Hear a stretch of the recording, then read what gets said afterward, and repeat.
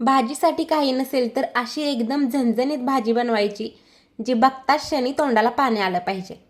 त्यासाठी काय करायचं लगेच बघूया। भाजी बनवण्यासाठी सर्वात आधी कढईमध्ये तेल गरम करून घेऊया। तेल छान असं तापलं की त्यामध्ये 1 चमचा एवढी मोहरी घालूया। मोहरी छान अशी तडतडायला लागली की अर्धा चमचा एवढं जिरे घालूया। त्याचसोबत थोडंसं हिंग घालायचं आहे। हिंगामुळे भाजीला छान असा सुगंध येतो। आता आपण फोडणीमध्ये 5-6 कढीपत्त्याची पानं घालूया आणि त्याचबरोबर 1 वाटी एवढा बारीक चिरलेला कांदा घालायचा आहे। व्यवस्थित असं मिक्स करून घेऊया। इथे आपल्याला कांदा छान सोनेरी रंगावरती येऊपर्यंत भाजून घ्यायचा आहे। कांदा अजिबात कच्चा ठेवायचा नाही। कांदा छान असा परतून घेतल्यानंतरच आपण पुढची तयारी करणार आहोत। खूप वेळा असं होतं की आपल्याकडे भाजीसाठी काहीच नसतं, त्यावेळेस अशी भाजी नक्की बनवू शकता। ही भाजी एकदम 5 ते 10 मिनिटांमध्ये बनवून तयार होते आणि खायला सुद्धा खूप छान लागते। भातासोबत, चपातीसोबत, भाकरीसोबत कशासोबतही खाऊ शकता तुम्ही। कांद्याला छान हलका सोनेरी रंग आलेला आहे। आता आपण त्यामध्ये मसाले घालूया। मसाल्यामध्ये 1 चमचा कांदा लसूण मसाला, थोडीशी हळद, भाजीला छान असा रंग यावा यासाठी अर्धा चमचा एवढी काश्मीरी लाल तिखट, चवीनुसार मीठ आणि भरपूर सारी बारीक चिरलेली कोथिंबीर घालायची आहे। ही भाजी बनवण्यासाठी आपल्याला खूप जास्त मसाल्यांची गरज नाही।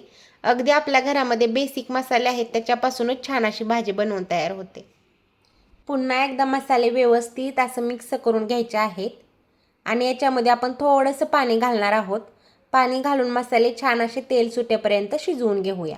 नेहमी मसाल्यामध्ये थोडंसं पाणी टाकून तेल सुटेपर्यंत शिजवून घ्यायचे, त्यामुळे मसाल्यांचा कच्चेपणा निघून जातो, त्यांचा फ्लेवर छान असा भाजीमध्ये उतरतो, त्यामुळे भाजीची चव सुद्धा खूप छान अशी लागते। छान असं तेल सुटलेलं आहे, मसाले मस्त असे शिजलेले आहेत। आता आपण त्याच्यामध्ये भाजलेल्या शेंगदाण्याचा जाडसर असा कूट घालणार आहोत। आता हे घेतलेले सर्व साहित्य व्यवस्थित असे एकजीव करून घेऊया आणि 1-2 मिनिटं छान असं परतून घ्यायचं आहे। छान असा सुगंध सुटलेला आहे, मसाले मस्त असे परतलेले आहेत। आता आपण आपल्या अंदाजानुसार त्यामध्ये गरम पाणी घालूया।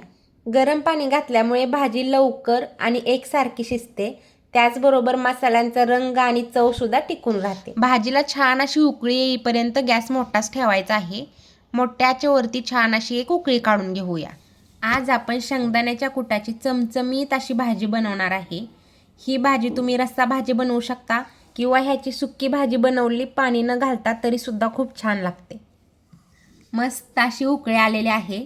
आता आपण गॅस कमी करूया आणि ह्याच्यावरती झाकण ठेवून 3 ते 4 मिनिटं मंद आचेवरती छान असं शिजवून घेऊया। 3-4 मिनिटं झालेत आणि आपली भाजी सुद्धा खूप छान अशी शिजलेली आहे। एकदम परफेक्ट कन्सिस्टन्सी आलेली आहे। मी इथे एकदम सरसरीत अशी भाजी बनवली आहे। तुम्हाला रस्सा बनवायचा असेल तर पाण्याचं प्रमाण जास्त घेऊन रस्सा बनवा। रस्सा सुद्धा भाकरीसोबत खायला खूप छान लागतो। कोणतीही पूर्वतयारी न करता, कोणतंही वाटण न करता अगदी 5 ते 10 मिनिटांमध्ये आपली मस्त अशी चमचमीत भाजी तयार आहे। तुम्हाला ही रेसिपी कशी वाटली नक्की कमेंट करून सांगा। आपण असेच नवीन नवीन व्हिडिओ घेऊन येणार आहोत। आपल्या चॅनलला सबस्क्राईब नक्की करा। भेटूया आपण पुढच्या व्हिडिओमध्ये। धन्यवाद।